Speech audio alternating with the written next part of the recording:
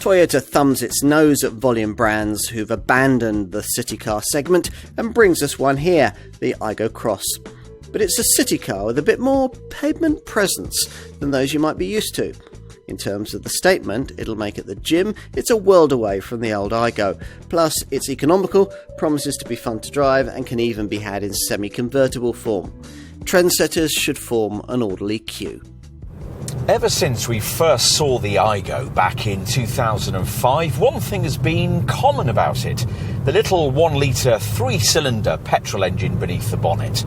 The technicalities of modern powertrain development have passed this unit by, but nevertheless, it reappears again here, thrummy and relatively feeble as ever, but still quite sufficient for the needs of a city car weighing less than a tonne.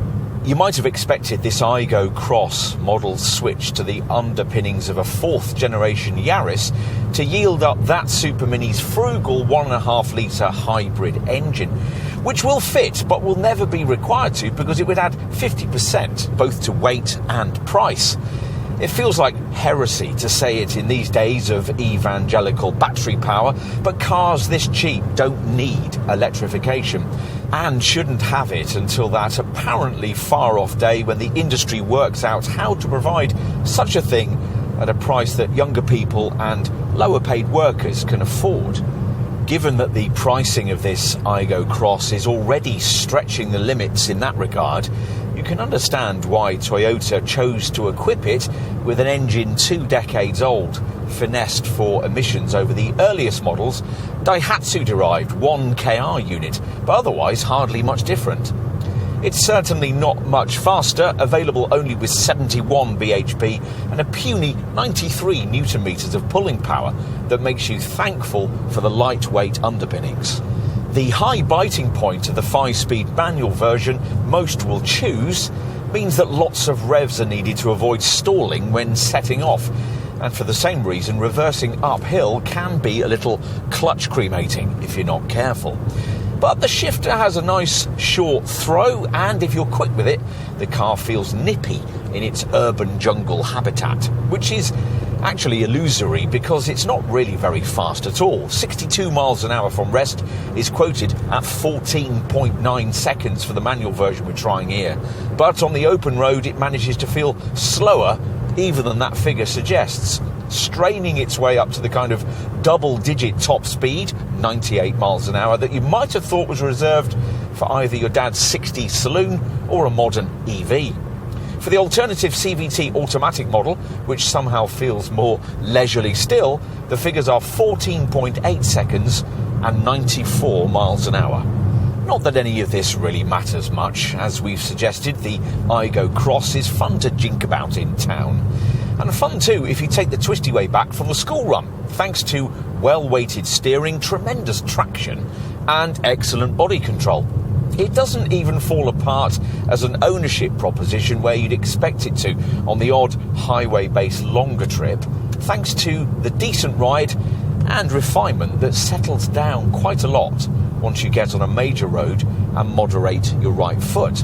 The move to a crossover theme hasn't delivered any rough road prowess, of course, but the 11mm increase in ride height might make the odd urban speed hump a little less daunting. You can't profitably sell a car of this size without substantial economies of scale, which in this case were provided by a switch to the TGNA GAB chassis used by the 4th generation Yaris and Yaris Cross models. Inserting a platform originally developed for a Super Mini meant a step up in size, of course, but the dimensional upgrade is modest. The Aygo Cross measuring in 3.7 metres long and 1.74 metres wide, which makes it 235mm longer and 125mm wider than its more conventional predecessor. It's 50mm taller too, which is important to emphasise a crossover vibe, underlined by thick plastic wheel arch cladding, an 11mm rise in ride height, a prominent front skid plate and colour-contrasted flared wheel arch surrounds, shrouding larger 17 or 18-inch alloy rims. You can specify a fabric roll-top roof as well. Right, time to take a look inside. The previous Aygo's cabin claimed to be funky, but wasn't. This is much better. Hard plastic still abound, of course, across the bold, playful dash design, but that's okay in this class of car, as is the exposed metalwork on the door tops.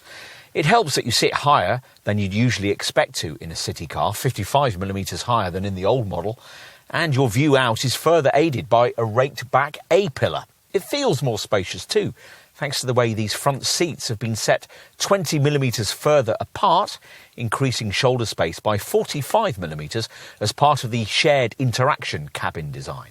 And assuming you've splashed out a bit on trim choice, there'll be more than a touch of colour interior highlights matching the spicy exterior shades to give the dashboard and the centre console a distinctive look. Embellished, of course, with screen tech, though you won't get one this big unless you end up spending an awful lot more than you'd originally intended to on your Aygo Cross. This is Toyota's freshly developed 9-inch HD Smart Connect setup with cloud-based navigation, over-the-air updates, wireless smartphone connectivity and the option of a JBL premium sound system. The Aygo Cross enjoys a wheelbase length increase of 90mm on its predecessor, but it's pretty clear, even before you get in, that this hasn't done much for rear seat space. The door aperture is restricted to the point where it won't be that easy for parents to lean in and strap up offspring. And once you get inside, things aren't much better. Yes, of course, cars of this kind are always going to be small at the back, but models like Kia's Picanto have shown that it's possible to do better than this. And averagely sized adults will almost certainly need cooperation from those ahead to be able to sit in any way comfortably, and the headrests are of the sort that dig uncomfortably into your shoulder until you raise them. Worse, there are only 2 seats back here. Rival Kia Picanto and Fiat Panda Cross models find space for 3. And the windows don't open conventionally. You can only angle them out using these catches. At least things are a little better out back. Well, assuming you don't mind this super high loading lip anyway, caused because Toyota has persisted with the previous model's cost-saving trick of not providing a tailgate, fitting a lifting glass panel instead. There's a deep cargo area that's 231 litres in size, 60 litres more than you got in the previous generation model. You'd want a car of this kind to be economical, and sure enough, the Aygo Cross is capable of up to 58.8 mpg on the combined cycle, while emitting up to 109 grams per kilometre of CO2. Those figures apply to both manual and CVT auto variants. Toyota reckon these efficiency readings are competitive with mild hybrid rivals, which is accurate. A mild hybrid Suzuki Ignis manages 56.9 mpg and 112 grams per kilometre. And the brand thinks that the Aygo Cross stats we've quoted are good enough to make unnecessary the introduction of an electrified version of this car. The key here, according to Toyota, is to keep this model affordable and provide a combustion vehicle small car option for urban folk who don't have access to charging points. Toyota describes this as the first true urban crossover, a claim which will be controversial to owners of cars like Suzuki's Ignis and Fiat's Panda Cross. But these are older designs, and this one offers a bit more visual pizzazz, and the only other crossover option in the city car segment, Kia's Picanto Crossline. Yes, the Aygo Cross is quite feebly powered, but on a car of this kind, that matters less than Toyota's ambitious pricing here, something that makes upper spec variants like this one difficult to justify. And even by city car standards, it's very cramped in the back. On the plus side, though, you get a completely new standard of safety tech for a car of this kind, one that would embarrass most super minis from the next class up.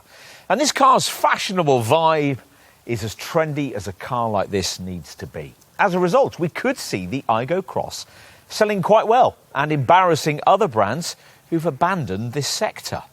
Not everyone who wants a really small car can afford a small EV. And if you fit into this category, this funky little Toyota represents quite an appealing option. So, the city car segment isn't dead after all. It just needed a different approach.